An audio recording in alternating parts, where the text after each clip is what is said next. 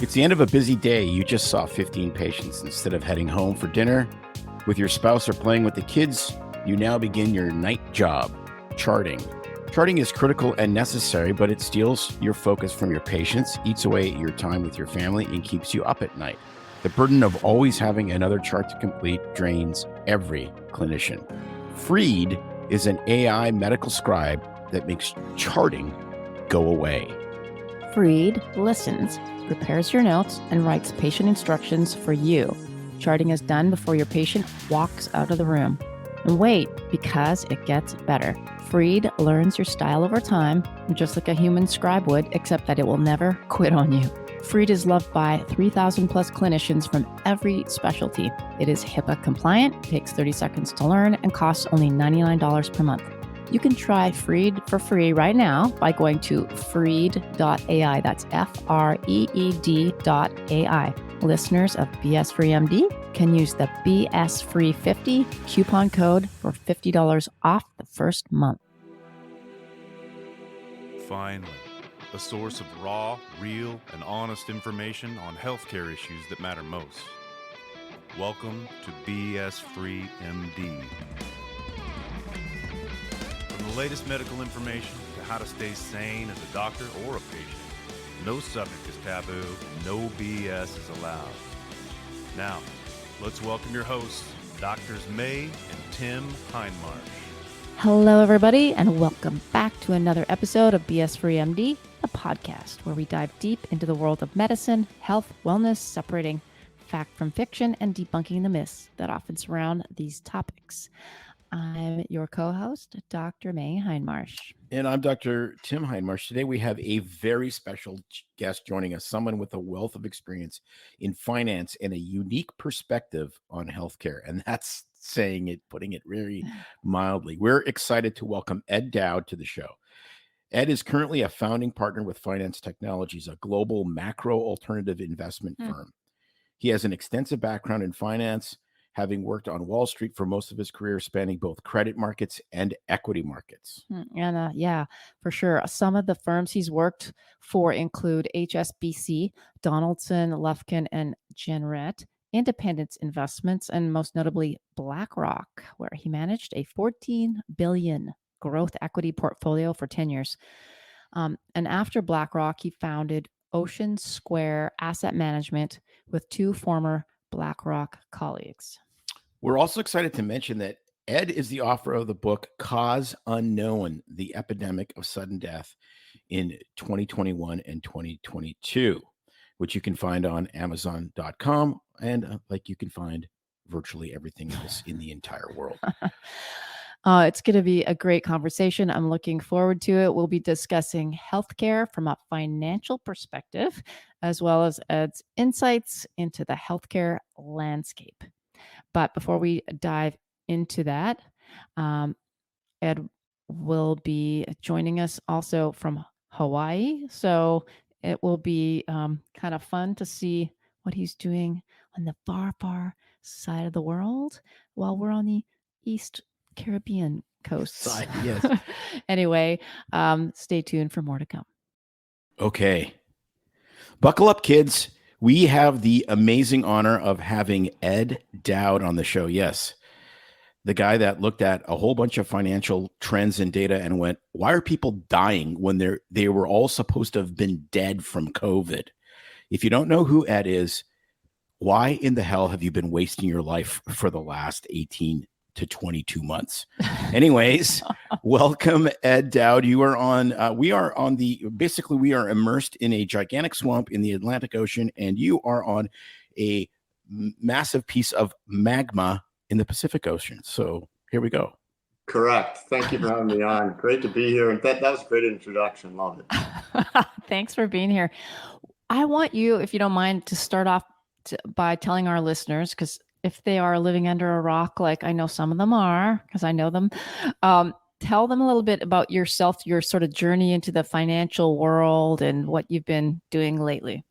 Yeah, so I started off after graduating from Notre Dame. I became a fixed income salesman, otherwise known as a bond salesman for HSBC, Hong Kong Shanghai Bank.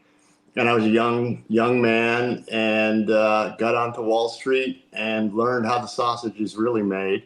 All the finance classes that I took were kind of a joke, and you see how capital markets move and how things really get done. And in the 5 years I did that job, I saw scandals and frauds and chicanery. And, I saw the Orange County fraud unravel. That was a county government in the 90s that had to, I think, went bankrupt because of improper bond purchases by the government official who was responsible. One of the salespeople in our office, now I was in the Chicago office, the San Francisco salesman was killing it. We found out later he's killing it because he was selling bonds to a dope who had no idea what he was doing, and other firms were doing the same thing, and they buried the guy. Kidder Peabody blew up, went away. That was a scandal where a trader hid bonds in the desk. So I just learned in my early career, that Wall Street was about, it was a cycle. It was a cycle of easy money that generated, took us out of recessions. Then it created excess, which led to fraud. And then they would raise interest rates and the punch bowl would be taken away and rinse, repeat. And that was my career. And, I learned about the capital markets, currencies, fixed income, economics, you name it. I learned like the macro stuff. But I wanted to become an equity portfolio manager, went back to business school, went to Indiana University, got an MBA in finance, knowing full well that what I was going to learn was just garbage anyways. And I was punching my ticket to get the degree. Went to Wall Street right out of that 2-year experience. In 1997, I landed at a firm called Donaldson, Lufkin and Jenrette. And I was in what was called equity research. And I was an electric utility analyst working for a senior analyst. And right down the hall from me were the internet crew, because you got to remember in the late 90s, it was the dot-com boom. And I saw the fraud going on there. And the fraud was this. Basically, there was a process of old called due diligence. And due diligence was where the investment bankers would, before bringing an initial public offering, a new company public and selling the shares, they would make sure that the company was real and had, crazy things like revenues and cash flow. And if you go back and if you weren't around, but there was a time when we were floating companies as public that had eyeball metrics, and that didn't end so well. There was what was called the dot-com bust. A lot of those stocks went to zero. There was also massive corporate fraud. There was a feeding frenzy, and we saw Enron, and we saw Lucent Technologies. We saw WorldCom. They all just went bankrupt overnight because they were committing massive amounts of accounting fraud. And that was because that's what I dubbed the corporate fraud error. And that was revealed because the Fed started raising interest rates. Well, they had to lower interest rates because we were in a recession. And that gave birth to the next bubble, which was the real estate bubble. And that lasted 7 years. And that ended up on the balance sheets of the global banks. And when that blew up, that's when we had the great financial crisis, and the governments had to step in, the central bankers and the politicians. Fast forward 14 years, and we now have central bank fraud that will be revealed, and government fraud. And that manifested, unfortunately, in the COVID scam, the COVID jabs, and that's where we are. So my whole career, and after Donaldson, Lufkin and Jenrette, I went to what's called the buy side as a technology analyst in 1999. And I parlayed that job into a portfolio management job at BlackRock. So I because of my nose for fraud, I was able to parlay the technology job into a BlackRock portfolio management job. And then I helped my firm, not my firm, but my fund and my investors skate by the great financial crisis as best we could. We still lost money, but not as much as everyone else. So when COVID hit, I was like everyone else. I was a little ahead of the curve. In January, I started buying my toilet paper here on Maui and going to Costco. So I knew it was coming. Everyone thought I was crazy. Then a month later, everyone went to Costco. But quickly, so I was in fear because my business is getting information before everyone else, making decisions before everyone else. That's how you make money. You make money by being early, right, and loud. You don't make money after everyone else has seen the trend. So quickly, within a month of the lockdowns, on April 5th, I'll never forget it, on Face the Nation on a Sunday, April 5th of 2020, there appears a Federal Reserve president, James Bullard, and he's being asked a question: how are we going to open up the economy with this pandemic and people so afraid? And he said, well, the good news is we have new surveillance technologies and we have testing. And this is before the vaccines were floated. And he said, we can test every day and issue immunity badges. So you can see people who have been tested have their badge on, and those who don't, you have to avoid because they don't have their badge and they won't be able to do things. That obviously was a precursor to vaccine passports and vaccines. And early on, I realized something was afoot and that something was terribly wrong here. And then, of course, as you went through 2020, we saw the suppression of early treatment, the censorship, the demonization of any doctor who said this isn't correct medicine or science. And so I was already super heightened to the fact that something may have gone awry. And then when the vaccines were issued, I knew three things from my Wall Street background. I knew that vaccine testing usually takes 7 to 10 years before it's ever rolled out and put into someone's arms. So 7 to 10 years of safety data. This was done in 28 days. I also knew it was a new novel technology, mRNA, never tested on humans before, no human trials. The animal trials didn't turn out so well. I knew that the animals died, so I knew that. So I thought that was very alarming.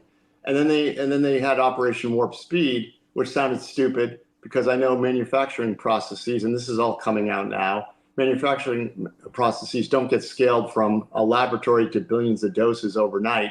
So I knew that, safety protocols and scaling, trying to scale something that big would be rife with problems. And sure enough, here we are, 2023. It's all coming out. So I didn't take the vaccine personally.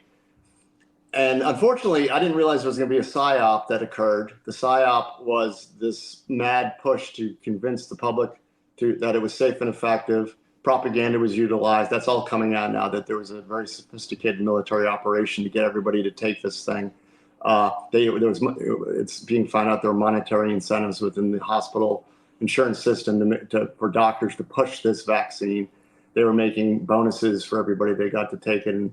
And so I am immediately by the time February of 2021 rolled around, I was hearing anecdotes all over the place of people getting sick after taking the vaccine, having issues. I heard about the uncle on the mainland who died mysteriously after taking the vaccine here and there. And what you need to know is I was on Maui in 2020, and I didn't know one person who got COVID. COVID was already here present on Maui in the fall of 2019. So everyone kind of got immunity. We didn't know it.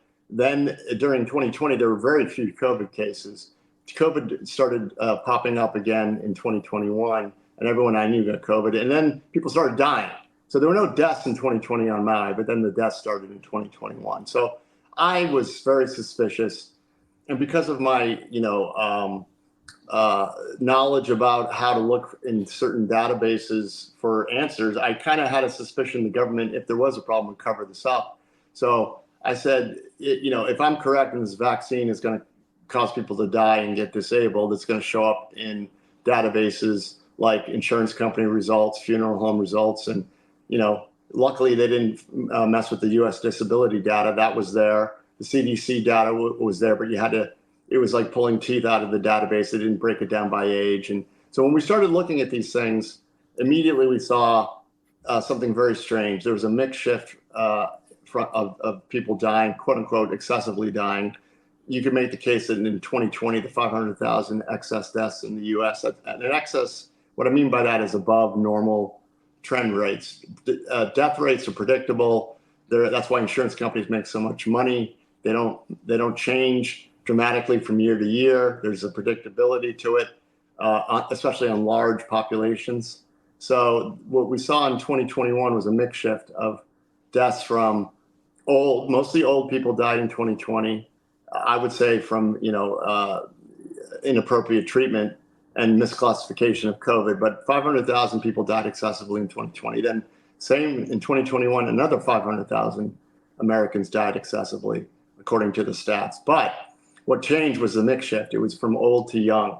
Millennials started to die at much greater rates statistically than the older people. I'm not talking numbers. I'm talking, probabilities. And so we saw millennials, about 40,000 millennials perish in 2020 excessively. Then mysteriously in 2021, 60,000 disappeared. And same with Gen X. Gen X had 90,000 in 2020, then 120,000 in 2021. So that's how I started this journey. That's how I started to team up with now my partners at Finance Technologies, PhD physicists who work in finance.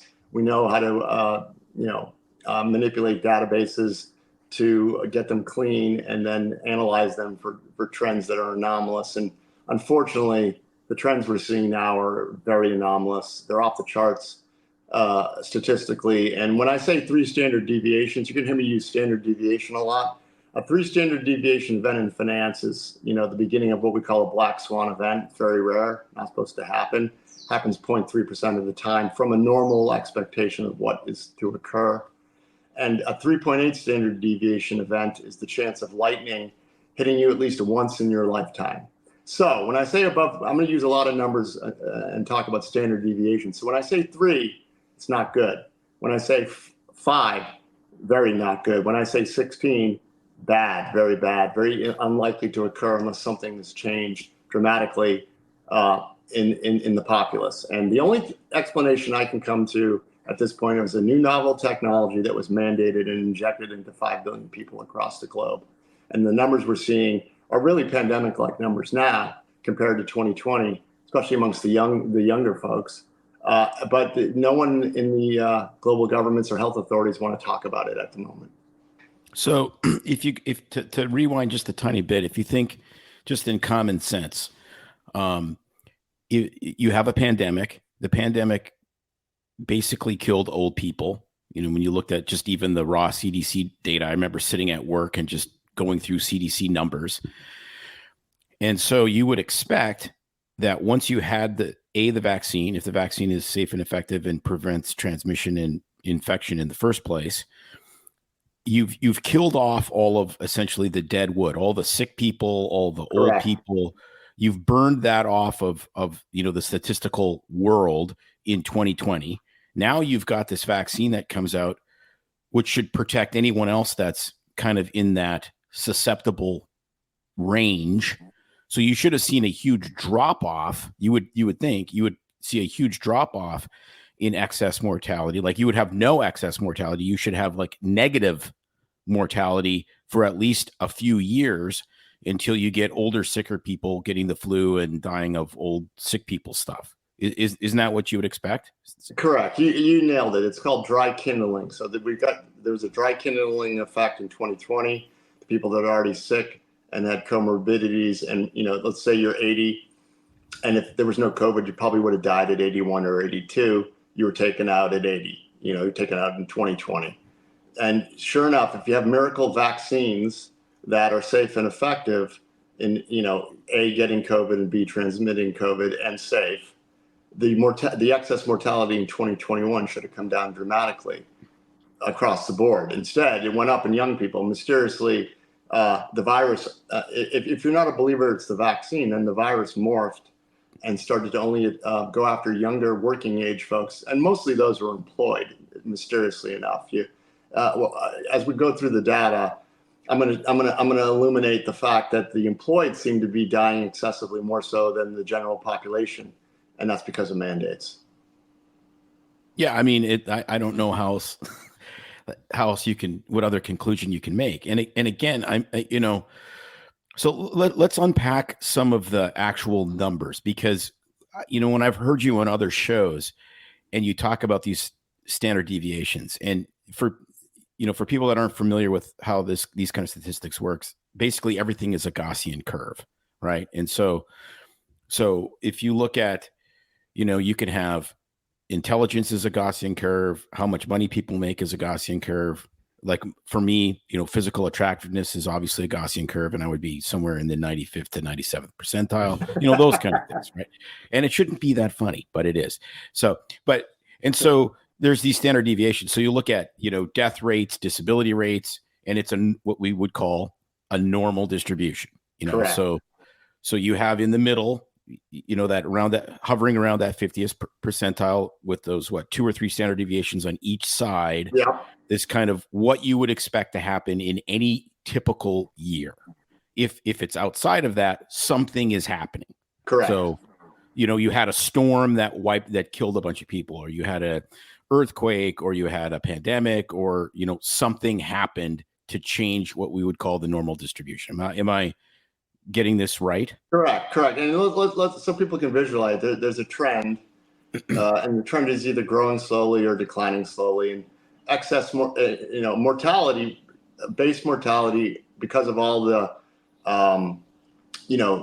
medical breakthroughs over the last, 100 years, is generally speaking, mortality trends go down over time, especially in Western nations. So the trend is going down.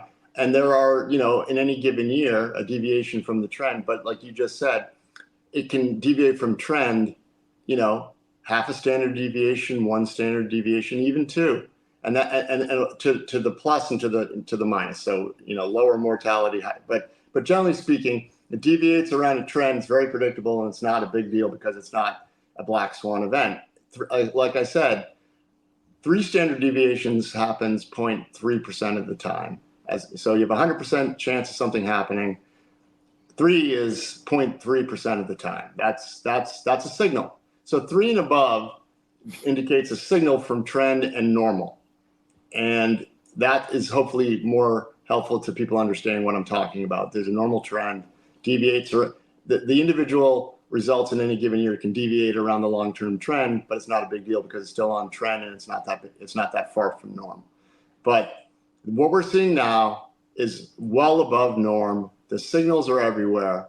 We pay billions of dollars in government budgets to the CDC, the FDA, the NIH. The UK equivalent would be the NHS. They have what's called the UK PIP system, personal independence system. They have statisticians on staff that look for these types of things. And their signals, when they see signals, should be raising alarm bells, and that our government authorities, we pay billions of dollars to protect us, should be raising alarm bells. They're ignoring signals that we have never seen, in hundreds of years. And, just to give you an idea, it's not just Ed Dowd saying that. At the beginning of January 2022, a CEO of an insurance company, One America, Scott Davison, on a Chamber of Commerce meeting, said something. Now, he didn't realize what he was saying. He was just stating the truth, and he didn't blame the vaccine. But he said, we're seeing excess mortality in our group life insurance business, which is very specific, of 40%. And he said, that's insane. He goes, and to give you an idea what I'm talking about, he said, and I quote, 10% would be 3 standard deviations above norm. And I told you that's a signal. Mm-hmm. And he said that was a once in a 200-year flood. We're seeing 40. And he said it's off the charts. It's not even, he couldn't even calculate it, or he didn't even want to put a number on it.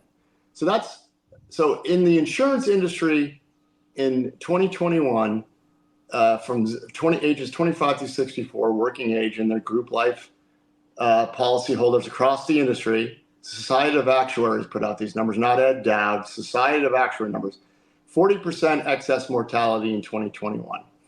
What's even more interesting is when you look at the total general U.S. population, the excess mortality was 32%. So this is very healthy working age group that gets access to the best healthcare because group life policyholders, work at Fortune 500, mid-sized companies. You don't get group life insurance unless you're working for a bigger sized company.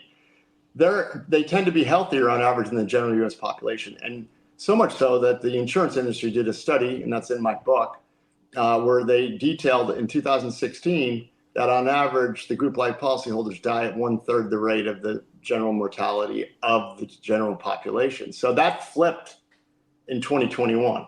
So if someone has a reasonable explanation that maybe this COVID virus morphed and became more deadly for younger people who happen to have jobs, I'd love to hear a virologist or epidemiologist defend that statement. But the only conclusion I come to is something happened. in 2021, and it was a new novel technology and mandates. That's it. And this debate should have ended there, but here we are in 2023. So the narrative we keep hearing from, I'll say, deniers, family members, patients, colleagues, and people is that it was the virus that they got infected with. And even, and so I would say, what is the evidence in these companies that point to vaccinated versus unvaxxed? Because it's, people are saying, well, yeah, there's all these side effects. People are getting more ill. They're getting clots, cardiac events, deaths are going up, but it's because of being infected with COVID. And if it wasn't for the jab, we would have seen more deaths. It's actually protective. So is there data in there that they're seeing that can tie it to vaccinated versus non? Well, they are of course not giving us that data. The insurance companies would love to know who's vaccinated and who's not. But rest assured, if you go back to 2021, there was draconian measures taken by most corporations. You either get the jab or you're shunned the door. And what I'm going to tell you next is about disability data. This is the U.S. Bureau of Labor Statistics. And what's great about this data is it's real-time data. It comes out every Friday after a month, along with the employment data. These are the same people that give us the employment data. So it's a survey, and in the survey, they ask disability questions. Are you disabled and unable to work, or is someone in your house disabled and unable to work? And that number started going off so it was running around 29 to 30 million, bouncing around the prior 4 years to COVID. So that's kind of the base. Let's use that as the baseline, 29, 30 bouncing around. 30 million, 29, 30 million in the US identifying as disabled. Wow. And again, it's not talked to a doctor's note or a Social Security claim. It's a survey. Well, then mysteriously in February of 2021, that started to change, and the growth rate of the disabled in America took off. And we detected a 3 standard deviation rate of change, meaning, the slope of the line accelerated. And we hit a high in September of 2022 of 33.2 million disabled Americans, people identifying as disabled. What's curious about that is we have an indication that perhaps the jab was to blame, because of the newly disabled, of those 3.2 million, 1.7 million were employed. So more than half of the newly disabled were prior, people who were employed and had jobs. So what happened? Well, did the virus only decide to infect the employed again? It makes no sense. So we think there's enough evidence to at least say the jab's doing it. It's in our estimation, it's a national security crisis, because we're seeing the injured, and then there's a third category called injured, which are those who are missing lots of work. The U.S. Bureau of Labor Statistics also does absence data and work time loss data.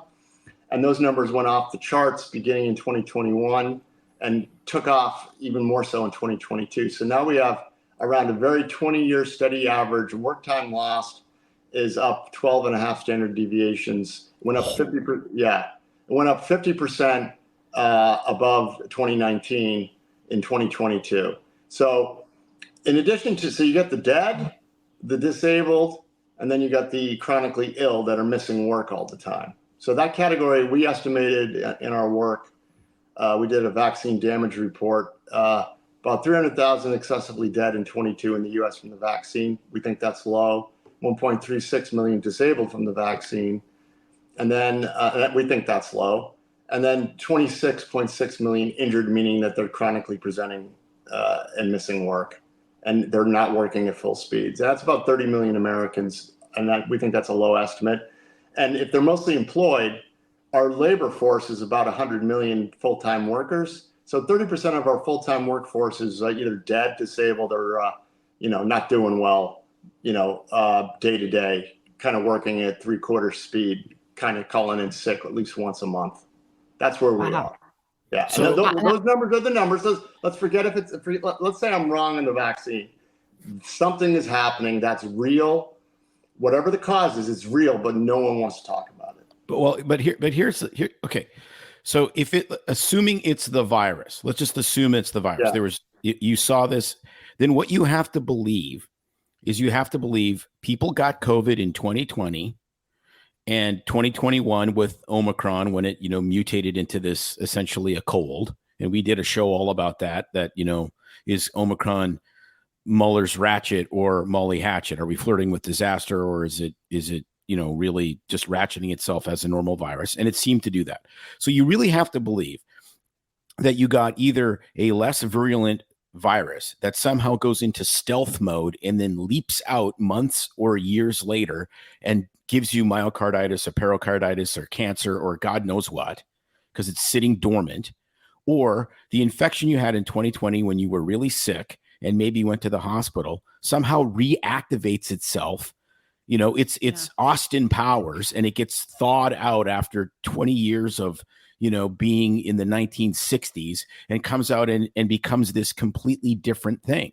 Like, it's just, we've known about coronaviruses and para-influenza and influenza viruses and rhinoviruses. They're colds.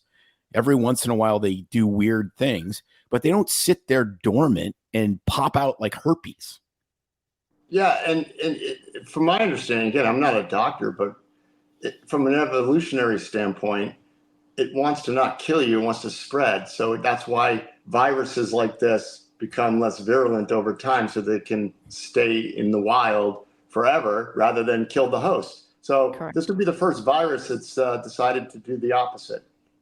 Exactly. No, yeah, and that's Muller's ratchet, which is they become more contagious and less virulent, because evolutionarily that's in their best interest. I'm curious about the data, if there's any differentiating. So these are surveys. Do they ask employment type? So does it differentiate healthcare workers versus non, white collar, blue collar? And then is this compatible or comparable to other nations too? Yeah. So that granularity is not available, but the good news is we looked at the UK ONS, which is the same as the US Bureau of Labor Statistics. They have similar absence rate increases, almost to the standard deviation in work time lost.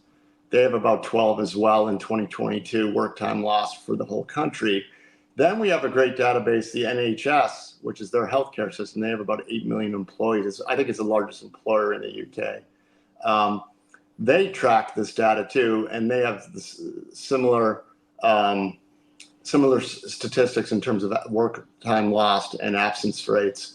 And I believe it might be 14 standard deviation in 2022 work time loss for NHS workers. So the first responders definitely, and the healthcare workers who are mostly mandated to take this, are having the same issues in the UK. So we can say what we're seeing in the US, we're seeing in the UK, almost eerily the same standard deviation.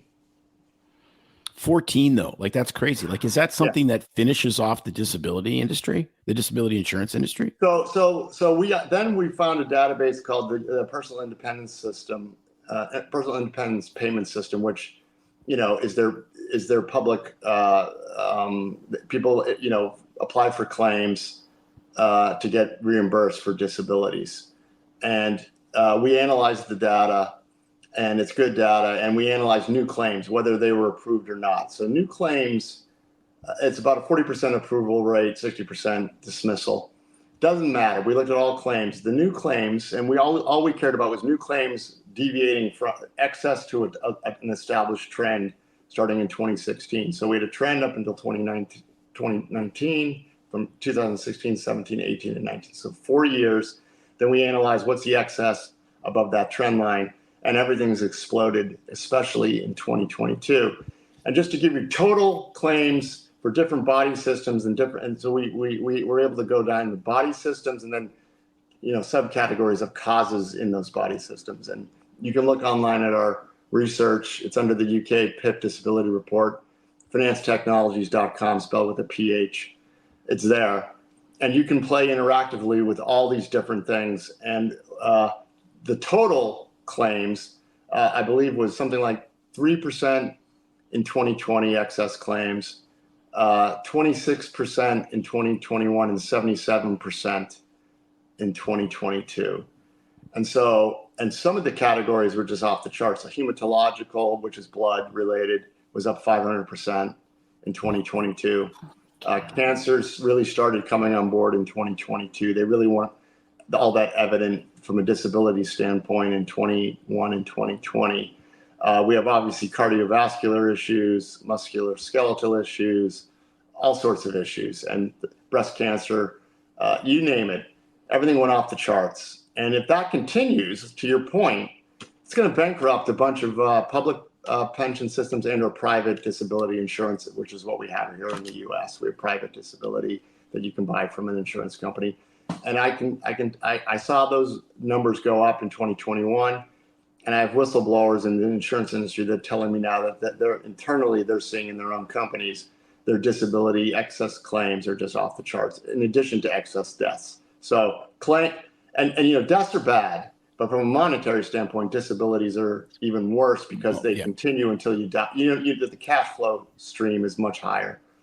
So this is going to impact the insurance industry come hell or high water eventually. And the reason why it hasn't yet is because their group life policies are not underwritten.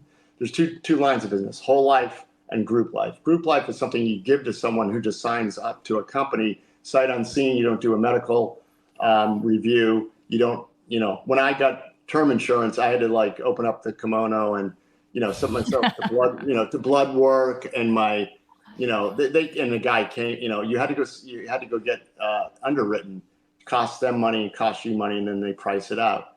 Group life is not that because it's it's very predictable. It's a small amount of money. It's usually 1 or 2 times your base salary. So, and you have to be employed at the time when you die. Well, they're losing money there, but that line of business is easy to fix. You just raise prices. So prices for group life policies are up. The disability insurance is going to be a problem because that's a longer cash flow stream. And then the whole life is going to be a big problem. And the reason you haven't seen that yet is because these people are underwritten, they tend to be super healthy because if you're not healthy and you go apply for an underwritten insurance policy, you're going to pay for it. So the less healthy you are, the more you're going to pay.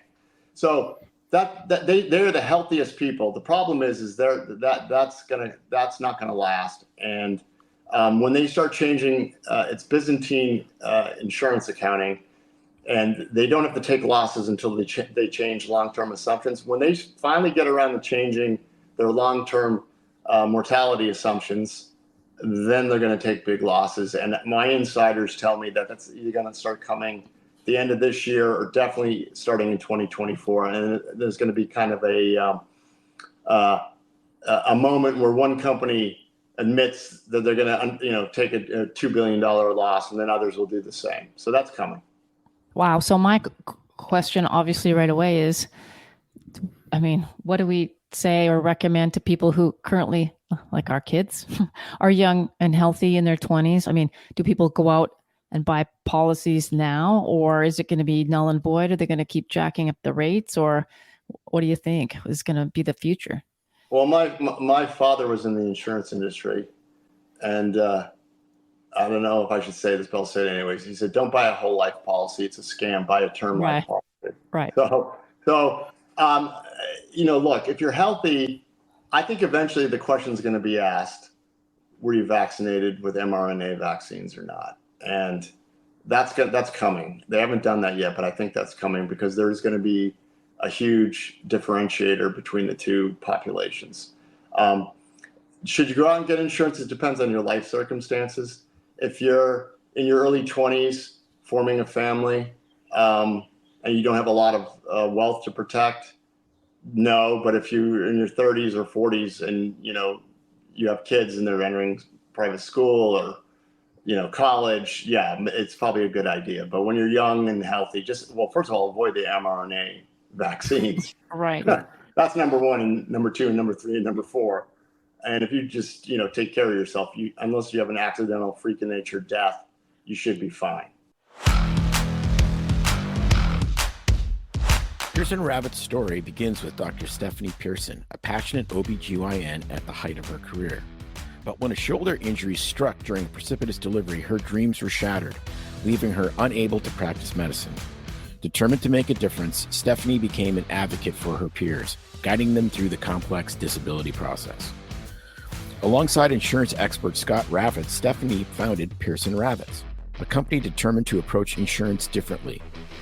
Together, they set their mission to educate and empower physicians to protect their most valuable asset, their income, and the most important people in their life, their family. Today, Pierce Ravitz serves the medical community in all 50 states.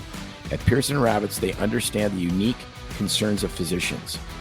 Physician-founded and physician-focused, Pierce Ravitz builds human connections before they create quotes. Life can change in an instant. It's hard to imagine that a sudden illness or injury could leave you and your family in a devastating financial situation. But with a little planning and guidance, you can prepare for every possibility. Visit PearsonRavitz.com today to schedule your consultation with a Pearson Ravitz advisor. Yeah, it just, again, like we talked briefly before we hit record, money talks and bullshit walks. And so I just love this concept of coming at this from a financial analyst, perspective, because if you didn't know how to analyze these trends, you wouldn't be working for BlackRock. Correct. Because you're there to make them money, to predict trends, to know where to push money to invest in different things. As you predicted ahead of the curve. That's how you make money, as you mentioned earlier. And so, we can't possibly be the only people that know this. I mean, obviously you and your group, these insurance companies are massive business enterprises. What are they doing? They can't be ignoring this. They have to know what's going on. So here's the I think some do, but they're not admitting it. But one of my whistleblowers was not vaccinated. This person was the only one in the senior leadership team that wasn't. They were a pariah. But as time has marched forward, it's now becoming clearly apparent that the excess deaths aren't going away. There was this belief that all these excess deaths in the insurance industry were due to COVID. They believed it. They all mandated their own employees, and they all drank the Kool-Aid. So as we roll through time, it's becoming apparent something else is going on, but there's still this hesitancy to admit it might be the vaccines. It's anything but. But the good news is they've gone from you're a pariah to maybe you're not crazy, but it's still not the vaccines, to oh shit. That's where we are. And I do think there's some savvy insurance companies that know in the senior leadership team. And what they're doing is, I saw early on, Aon was a Dutch insurance company, and they did a deal in the beginning of 2022 where they sold $1.7 billion of their whole life business to what's called a reinsurance company. So they sold that book of business to someone else. And on the call, a very savvy Wall Street analyst asked the question, this looks like a bad deal for you, the way it was priced. And they said, oh, well, we want to reduce volatility of earnings. And you have to understand that volatility works both ways. If you did a good job of underwriting and it's less volatile, you make money. If people die sooner than you think, you lose money. So that made no sense. What I think they did is they figured out what was going on. This is a Dutch insurance company. They did it in their U.S. book of business. I think they saw what was potentially happening, and they offloaded this risk to this other company at what looked like very uneconomic rates. But if they were smart, they knew what was coming. So it's going to look like the Big Short for them. Right. It's going to look like a great trade down the road. And again, like you said, this sad joke of everyone pretending nothing's going on is not going unnoticed by Wall Street. The Pfizer stock and the Moderna stock have imploded this year. Pfizer was a $55 stock. It's now floating in the 20s now, and it's at a level it was pre-COVID, pre-vaccine issuance, and it's resting on a very long-term trend line. Should it break that would be bad for the stock, meaning people are starting to worry about what's coming down the road in terms of liability and whatnot. Moderna is a one-product company. It was a $400 plus stock at one point in 2021. It's now $70. So If you bought it at above 400, you just lost 90% of your money, and it's probably on its way to zero eventually once this all comes to light. So the stock market is doing what I thought it would do. It's starting to discount that these vaccines are not only, not effective, they're highly unsafe, and if fraud can be proven, which I think that'll come out. The clinical trials were a joke. There's enough evidence now that they hid a lot of the adverse events. A lot of people are doing work granularly on that. Daily Clout, Naomi Wolf's team, Brooke Jackson has been a whistleblower that they unblinded the trial results. So if fraud can be proven, then Pfizer and Moderna go bankrupt at some point. 5, 6, 7 years from now.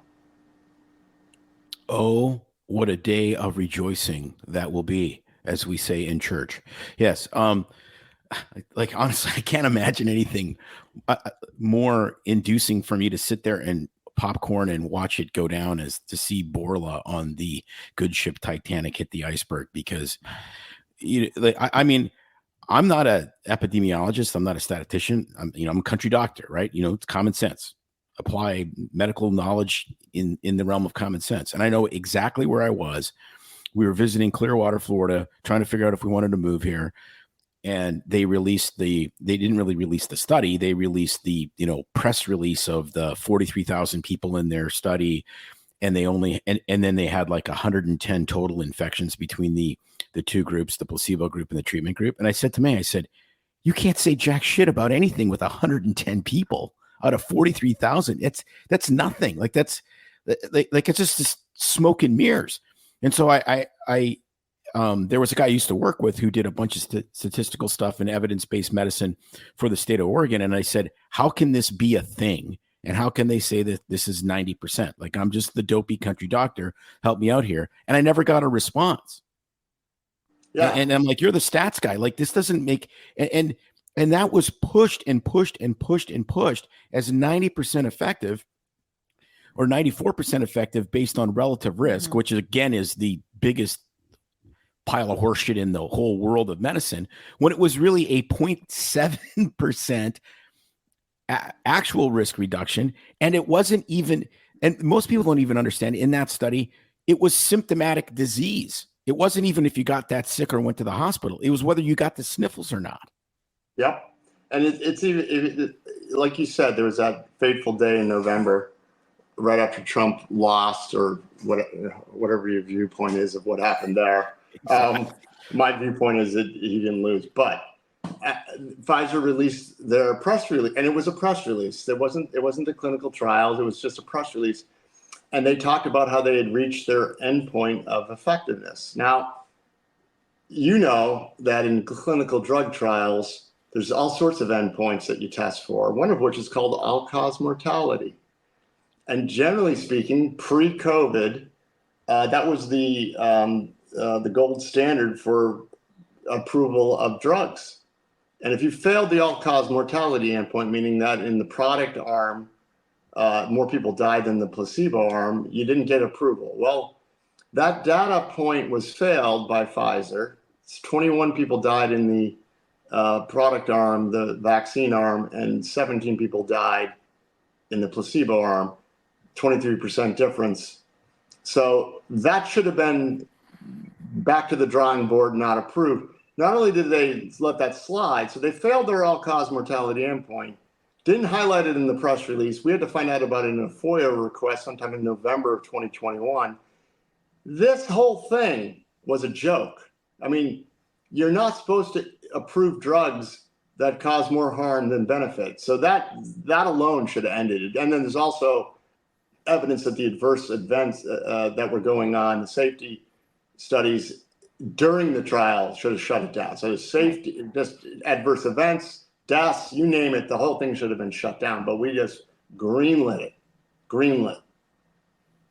No, I mean it's staggering because it brings back memories of when we had talked to Sasha Latipova and then Josh Getskow, who worked at Hebrew University. He just went through all the stats, and he FOIA. I think his group FOIA'd the CDC because they were supposed to look at the VAERS data and they never did. He's like, show us where you've looked at VAERS data. And eventually they just said, well, we never did it. And he's like, well, you proclaimed to the world that that's what you were going to do. And you basically just ignored this. And then, so he looked at it and he was like, I mean, the side effects, the deaths, everything is off the charts. And then when we talked to Sasha Latipova, and she's like, when the FOIA request was being argued, the lawyers arguing on the side of Pfizer were FDA attorneys. They weren't even Pfizer's lawyers. And you're like, what in the hell is going on here? Well, it's pretty obvious. It was insane. And, I like to pull back 30,000 feet. And this should have been shut down in January, February of 2021, VAERS alone.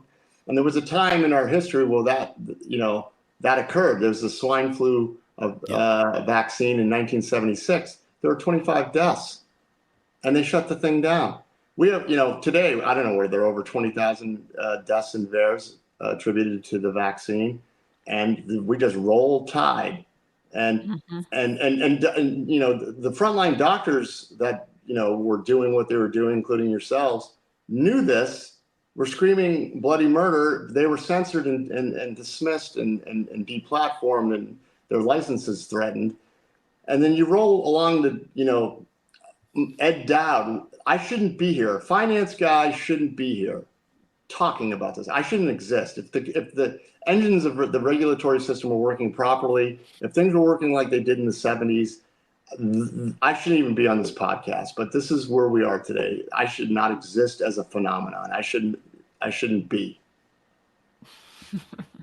Right, but we're thankful that you are, because the bullshit inside not just the pharma industry, but inside just practicing physicians. May and I were working at in Eugene, Oregon at the time, and when the vaccine rolled out, and we're in an urgent care, so we're seeing everything, right? I mean, you see everything, and we had both been country doctors prior to that, and I had vaccinated, I mean, God knows how many vaccines I'd given to kids, because I had an obstetrical career in my family practice. So I had tons of babies. We were jabbing with all the usual vaccines.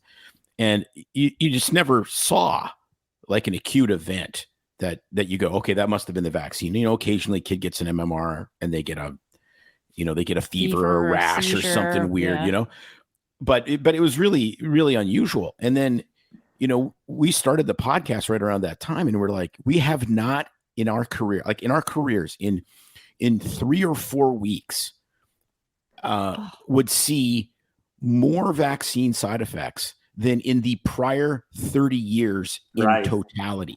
It was insane. And so we every day. Yeah, but we talk to our colleagues. We're like, dude, what the hell's going on? Like, I've never seen POTS syndrome before in my life, and I just saw 2 of them. I've never seen anybody get a vaccine in their arm, and their arm is red for 4 months. Like, how what?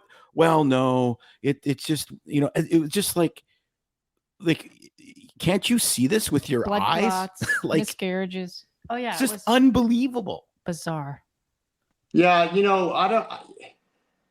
You guys have been doctors for how long? 30 years, you said? Yeah. Yeah. So Obamacare did shift things, unfortunately. That the new crop of doctors are coming in, are just implementing protocols from on high, not using their brains. You have a lot of that you're fighting against.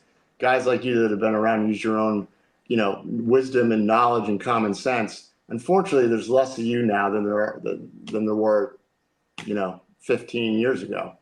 And that's part of the problem, is that people take orders and don't think and just go march along.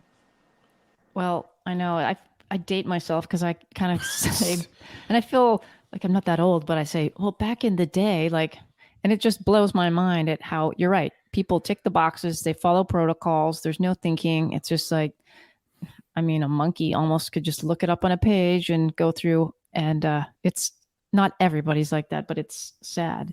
Just thinking. That's what. Well, right. But but May and I had this conversation this morning.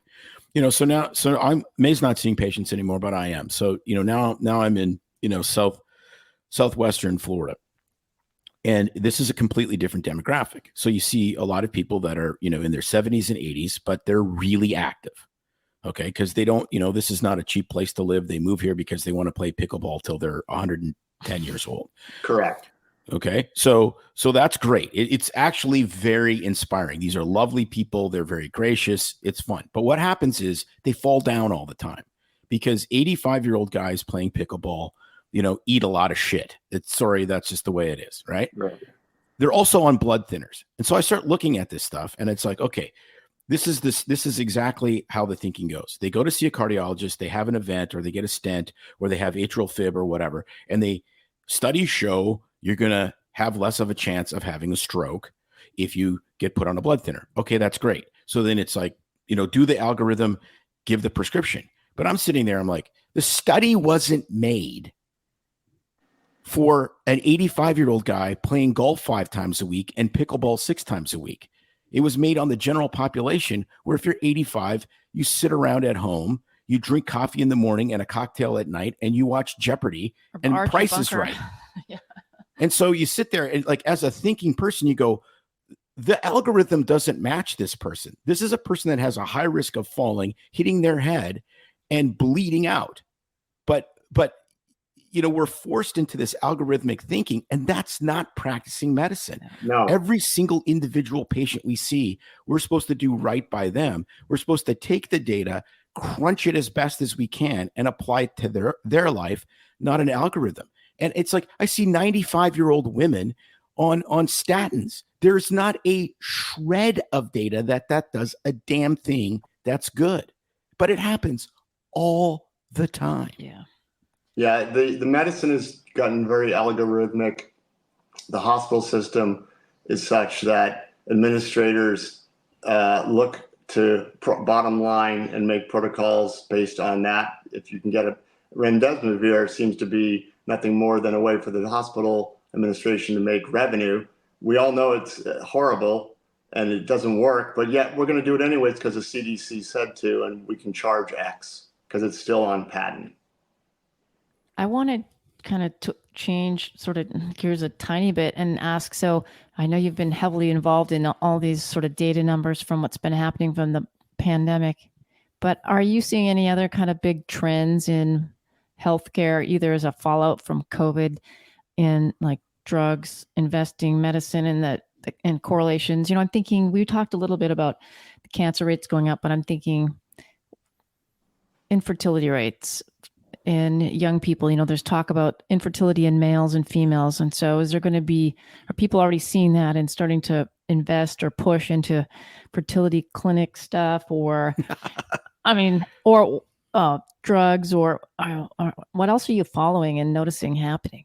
Well, we haven't been doing a lot of micro analysis of different industries that could benefit from this horrendous mistake. But what I will say is this, is that if you want to think long-term over the next 10 years, and I mentioned earlier that 30% of the workforce may have been adversely affected. This problem we have, unless we have a national conversation and then try to figure out ways of detoxifying the spike protein that's ruminating in a lot of these people's bodies, we're going to have a slow kind of glacial Mad Max scenario where goods and services, supply chains, medical care, things that you're used to today are going to degrade over time because there's just not enough people to do it. And I'm already starting to see that, on Maui last July, not this July, but July last year. My car got in a fender bender. I needed some parts, couldn't get them. Couldn't even get the car to the auto body shop because they didn't have enough workers. And then my insurance company junked the car and gave me 10 grand for a car that was worth $6. And I thought that was strange. So I asked, why are you doing that? They said, well, because we're having issues getting these cars fixed and we need the parts. So like your car's worth more on a parts basis than it is operating on the road. So that to me says there's something gone very wrong.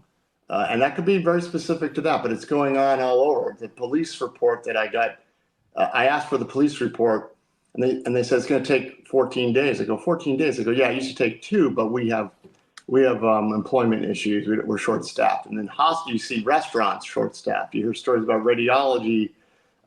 You go to get an MRI, and it used to be a turnaround in 24 hours. Now it takes a week. for someone to look at your, for them to get back. So this is just going on, and it's going to be a kind of unless we, stop what we're doing, ban the vaccines, and then at least make the general public aware of what's happened, we're going to be talking about taking care of the disabled for years to come. So unfortunately, I think businesses that are involved in disabilities and death care or aftercare are going to be booming for years to come, unfortunately. So are you seeing a turnaround in this trend going into, we're almost in 2024 now, or are we trading, the myocarditis and the acute, the sudden death of, undetermined cause that seems to magically have exploded for like cancers and so forth? Because we haven't even come close, in my opinion, if the vaccines are contaminated with, the simian virus 40 and other DNA chunks, and the spike protein is, cytotoxic and potentially increases risk of cancer. There may be a whole other harvest of cancer deaths and disabilities that we haven't even scratched the surface of. Yeah, there seem to be waves to this. So my hope was we have excess mortality and disabilities, booster uptake drops, which it has. So people aren't getting boosters. So you would think that this would alleviate itself. It's unfortunately, it did come down from the highs in 21 and 22, not disability. Unfortunately, disability went sideways from the high in 22 into June of this year. Then it went up another million. So it reaccelerated it. And we're hearing that the millennial excess deaths in the insurance industry are reaccelerating again this quarter. They were running around 18% Q1, Q2. Now they're up at 32. That's inside information, but so we're seeing these waves, a wave, then another wave. And so there seems to be medium-term effects. The cancers have really started coming on strong in 2022 in the UK data that we analyzed. These turbo cancers, quote unquote, a lot of people think turbo cancer is it's not a type of, it's just accelerated cancer. And we think we captured that when we looked at no site specification in the UK. Those started to take off in 2022. It's in 15 to 44-year-olds, meaning it's already metastasized to the point where you don't know where it came from. So we think that could be an indication of turbo cancer, and that we've proven that it may be a thing statistically, because we're hearing it from the doctors on the front line. They say it's a thing, but now on a population level, we can prove it might be a thing. And the standard deviations we saw there were 6 standard deviations in 2022 of no site specification for 15 to 44-year-olds. So, I want to be hopeful. I don't want to scare people, but morbidity leads mortality, and the increase in disabilities this summer portends more deaths, 6 to 12 months from now. So you're an investor. Do we invest in like coffins.com or something like that? Well, the funeral stocks have already done quite well. To make money, it has to be versus expectations. But if there is a wave coming, you could make. I don't like to give personal financial advice, but look. Unfortunately, death and disability is a trend, and it doesn't seem to be going away. That I can say that with some certainty. Right. Well, yeah, we're not asking you to dispense financial, counseling, just like we don't practice medicine online. Whoops. Oh, there we go. There we go. We're back. Yeah. Yes. I think Tim hit a button. I don't know. Something happened. Anyways, so like I said, we don't practice medicine online, and we don't, obviously we're not asking for finance, but it's trends. And boy, that's depressing. It's really, it's really depressing. How can we end on a positive note? So tell people where they can find your book. First of all, if they want to read more about all the sad, gory details. Yeah, so the book is called Cause Unknown, The Epidemic of Sudden Death in 21 and 22. And I really just kind of try to tell people the trends. I stay away from the who and the why. I say it just is, and there appears to be a cover-up because the numbers I'm seeing, these other governmental authorities see too. So the question has to be asked, why are they covering up? Obviously, I believe it's because it's a vaccine. So the book is, what I'm hearing is people who are already aligned with our viewpoint aren't buying it for themselves. They're buying it to give to a loved one to convince them that you're maybe missing the boat here. So that's the success the book is having. You can get that on Amazon. All our research is on financetechnologies.com, spelled with a PH. We got so much research. We got all the excess mortality in Europe, UK, US, Australia. We have report after report on absence rates, disability rates, how they've changed. We correlate them to the vaccine. Obviously, the pushback is correlation is not causation, but when you get a 0.9 correlation to vaccine uptake and disabilities shooting off the chart, that's a pretty good indication it might want to be investigated. So the hopeful note is this: we've kind of been living in this strange world for the last 50 years of a lot of corruption and rot underneath the surfaces. And what happened in COVID and with this vaccine debacle just didn't happen magically. It's been there for a while. I'm sure you guys have been aware the drug companies own the FDA and have for a while. And here we are. And I think a lot of good things are going to come from this. A lot of institutions are going to be razed to the ground, rebuilt. A lot of change coming, a lot of economic turmoil. But if you keep your head on straight, there's a lot of opportunity in chaos. I think there's going to be a new way of doing medicine. There's going to be a lot of going back to from allopathic to other modalities. There's going to be more rather than algorithms like you guys did it in your practice back in the day. One-on-one assessment of a person as an individual. You had a puzzle you had to figure out and then appropriately treat or not treat or whatever. We're going back that way. There's going to be a new way of interacting with each other. We've learned a lot about each other. Unfortunately, those of us who pushed back against this found out pretty quick who our friends were. So I have a whole new group of friends. I have a whole new group of people that I'm aligned with. And you want to be aligned with people that share your values because we're going into some difficult times economically. The global financial system is, since the Federal Reserve was started in 1913 and then we became the world reserve currency, it's 109 years. These things, the way the monetary system is built, it's a gigantic Ponzi scheme, multi-generational. So we have to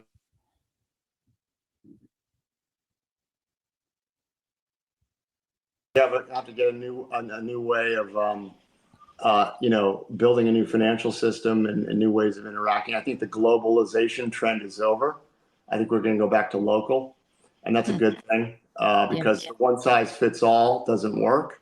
Because as similar as we are to each other, we're different, and we love liberty and individual choice. And globalization is anathema to that. And it's about people at the top controlling everybody, skimming off them and living off their work and labor.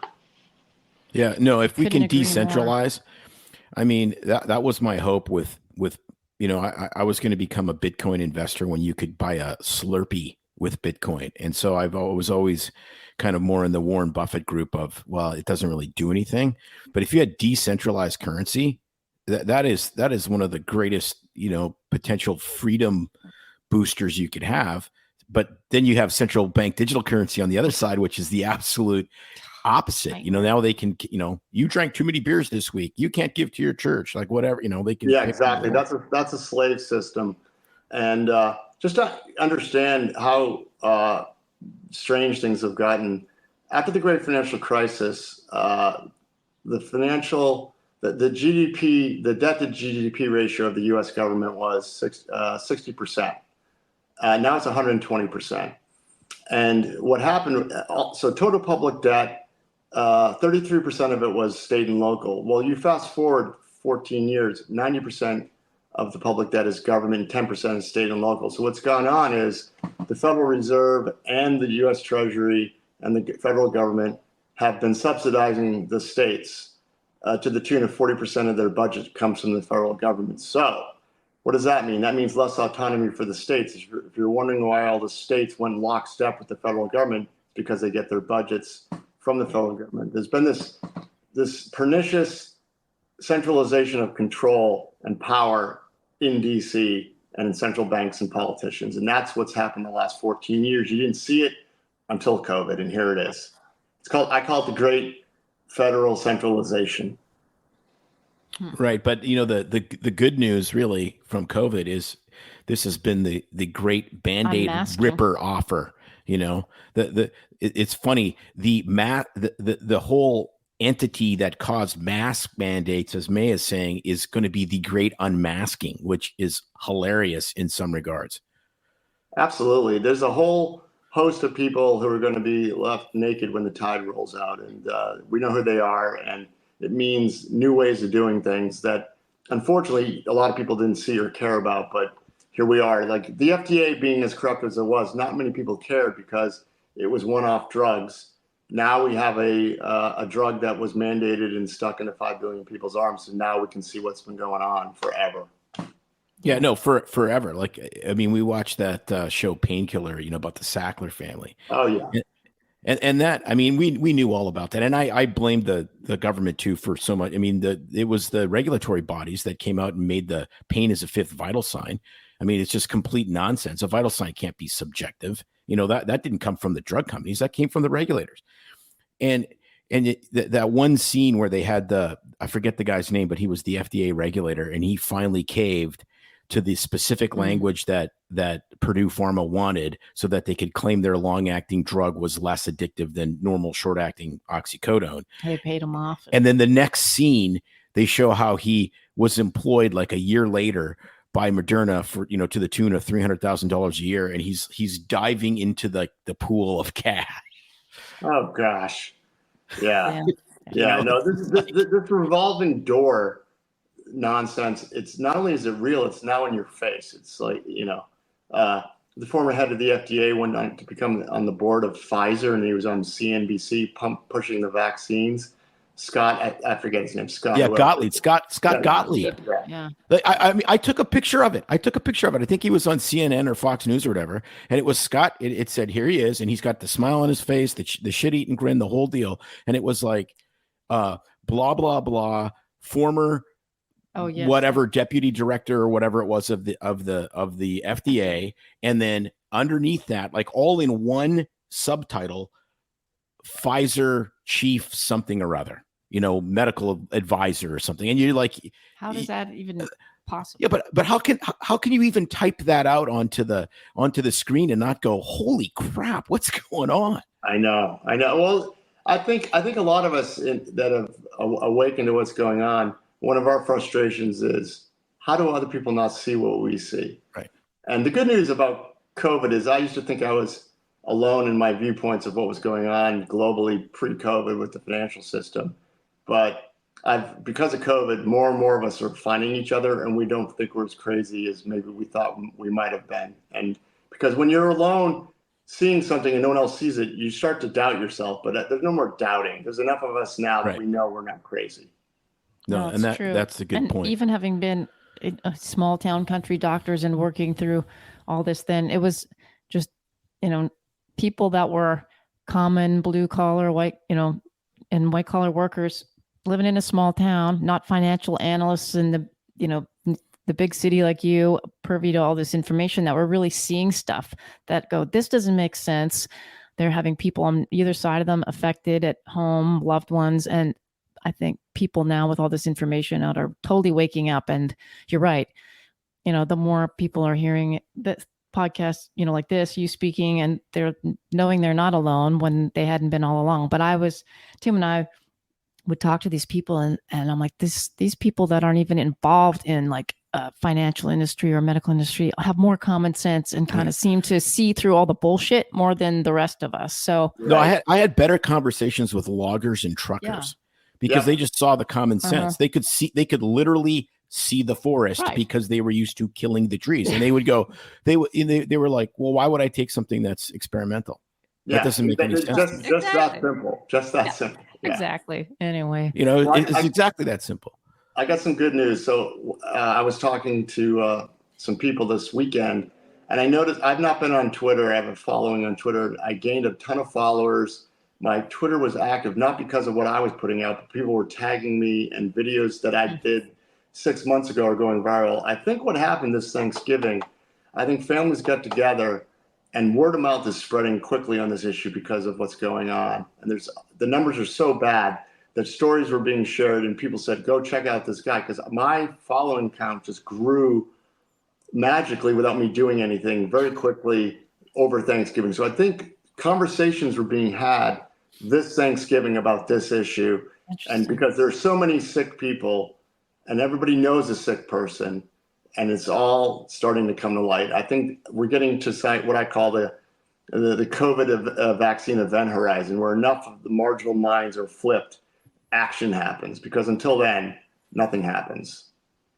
No, that's a great. It reminds me, literally, like what we just discussed. Reminds me of Megadeth's last album, which is called "The Sick, the Dying, and the Dead."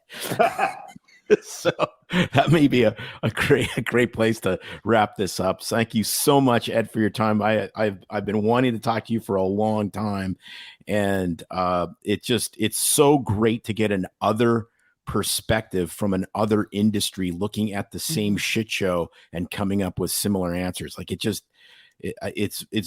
mean, again, it's just like you said, you find your tribe and you go, holy cow, this person from this other, perspective actually sees the same thing. It's not just me.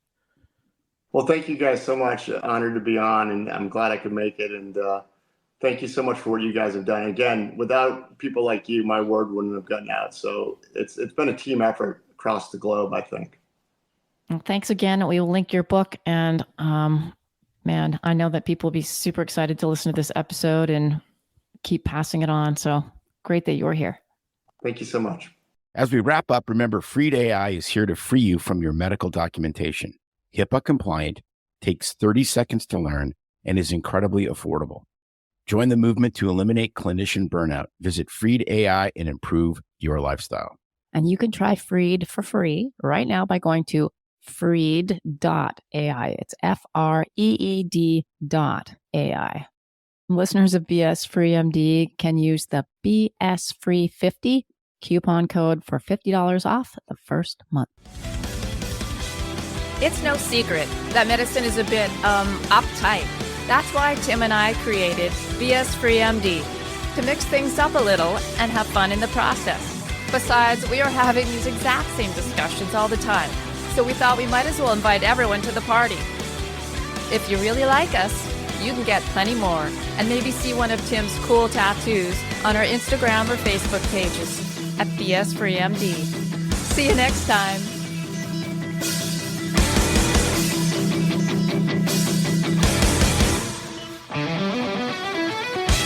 But we try to keep BS Free MD as raw and real as possible. We can't be held responsible for any medical decisions or discussions had as a result of what you've heard on the show. We know, bummer. But the truth is, we really do care about your questions. So feel free to reach out to us by email at doc@bsfreemd.com.